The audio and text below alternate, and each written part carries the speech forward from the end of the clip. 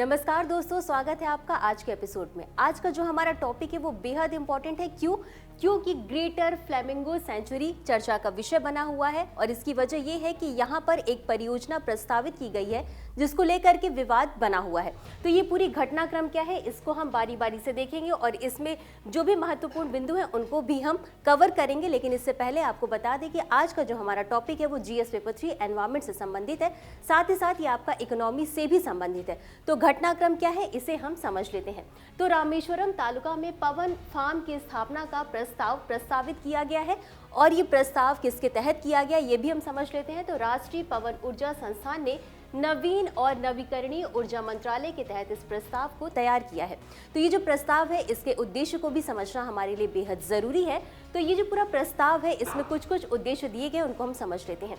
यहाँ पर इसके तहत 4 पवन टरबाइन स्थापित किए जाएंगे। साथ ही साथ अनुसंधान के लिए यानी रिसर्च के लिए इसमें एक जेटी की स्थापना भी की जाएगी और इसके अलावा रामेश्वरम को नवीकरणीय ऊर्जा की आपूर्ति सुनिश्चित की जाएगी इस पूरे प्रोजेक्ट के तहत। और जो इसका जो सबसे मेन कारण है वो ये है कि अगर ये प्रस्ताव पारित होता है, अगर इस प्रस्ताव पे कार्य किया जाता है तो वहाँ के जो स्थानीय लोग हैं उनके लिए आजीविका का एक नया स्रोत मिलेगा, यानी कि उनके लिए रोजगार के अवसर पैदा होंगे। अब ये जो प्रस्ताव है इससे संबंधित कुछ महत्वपूर्ण बिंदुओं को भी हम समझ लेते हैं।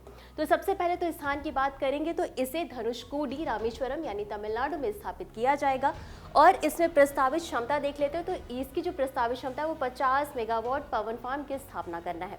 और संस्था हमने अभी डिस्कस किया कि राष्ट्रीय पवन ऊर्जा संस्थान के द्वारा ये प्रस्ताव तैयार किया गया है। और साथ ही साथ ये भी आपको बता दें कि ये जो पूरा प्रस्ताव है ये भारत की 2015 अपतटीय पवन ऊर्जा नीति के तहत ये जो इसकी स्थान है, इसका जो लोकेशन है वो डिसाइड किया गया है। अब इसी के साथ आगे बढ़ते हैं और समझ लेते हैं कि ये जो प्रस्ताव है इसका सबसे ज़्यादा जो खतरा है वो आपका ग्रेटर फ्लेमिंग अभयारण्य पर देखने को मिलेगा। तो इस लिहाज से इस अभयारण्य के बारे में भी समझना हमारे लिए ज़रूरी हो जाता है।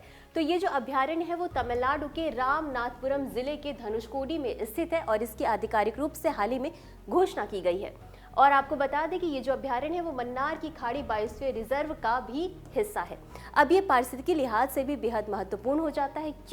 क्योंकि ये प्रवासी पक्षियों का आश्रय स्थल है, यानी कि यहाँ पर प्रवासी पक्षी आते हैं प्रजनन करने के लिए। और मुख्य प्रजातियां की बात करें तो यहाँ पर कौन कौन सी प्रजातियां पाई जाती हैं तो इनमें शामिल है ग्रेटर और लीसर फ्लेमिंगो सहित यहाँ पर कुल 128 पक्षी प्रजातियां देखने को मिलती हैं।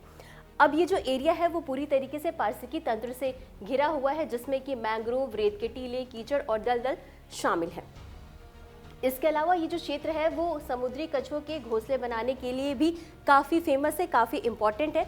हालांकि अब ये जो प्रस्ताव बनेगा इससे अभयारण्य को ये खतरा है कि अगर टरबाइन का निर्माण होता है तो जो पक्षी है वो टरबाइन से टकरा सकते हैं, इसकी वजह से उनकी मौत हो सकती है, उनको इस वजह से काफ़ी खतरा हो सकता है।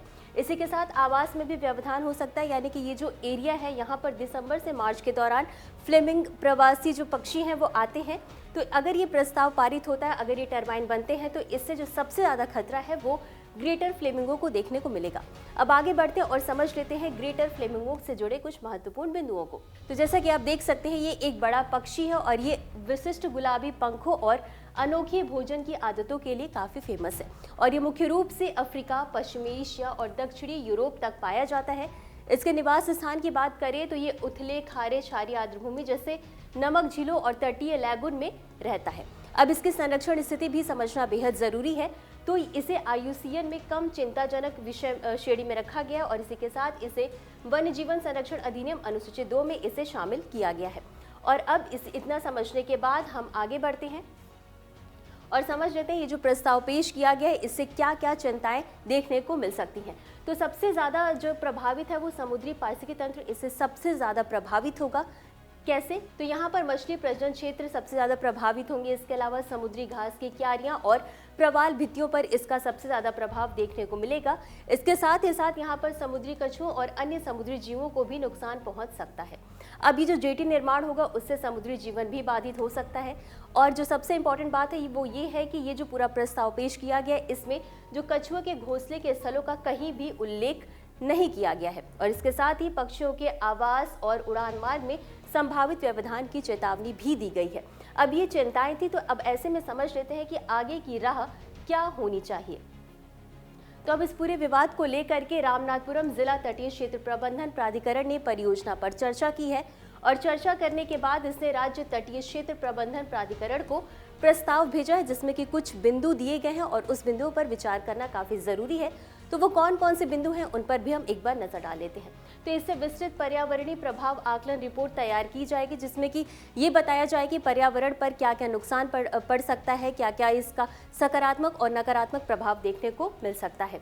इसके अलावा जो समुद्री प्रजनन क्षेत्र है इनकी सुरक्षा सुनिश्चित की जाएगी, यानी कि जो समुद्री जीव जंतु हैं, जो आसपास के मछुआरे हैं, उन पर इसका क्या प्रभाव पड़ेगा। अगर उन पर नकारात्मक प्रभाव पड़ रहा है तो उनकी सुरक्षा सबसे पहले सुनिश्चित की जाएगी। इसके अलावा ये जो पूरा प्रस्ताव है इसे तमिलनाडु समुद्री बोर्ड से पूर्व स्वीकृति ली जाएगी, उसके बाद ही इस पर काम किया जाएगा। तो ये था आज का हमारा पूरा डिस्कशन का टॉपिक। अब आगे बढ़ते हैं और इससे जुड़े अभ्यास प्रश्न पर भी नजर डाल लेते हैं। प्रश्न है, हाल ही में अधिसूचित ग्रेटर फ्लेमिंगो अभ्यारण्य के बारे में निम्नलिखित कथनों पर विचार करें। पहला कथन जो है वो ये है कि यह तमिलनाडु के रामनाथपुरम जिले में धनुषकोडी में स्थित है। और दूसरा कथन है, यह अभ्यारण्य मन्नार की खाड़ी बायोस्फीयर रिजर्व का हिस्सा नहीं है। उपरोक्त में से कौन सा या कौन से कथन सही है या सही है? आपके ऑप्शंस है ए केवल एक, बी केवल दो, सी एक और दो दोनों, या डी न तो एक और ना ही दो। तो इस प्रश्न का उत्तर आपको हमेशा की तरह कमेंट बॉक्स में देना है। आज के लिए बस इतना ही। मिलते हैं अगले एपिसोड में इसी तरह कुछ अहम और जरूरी खबरों के साथ। तब तक के लिए धन्यवाद।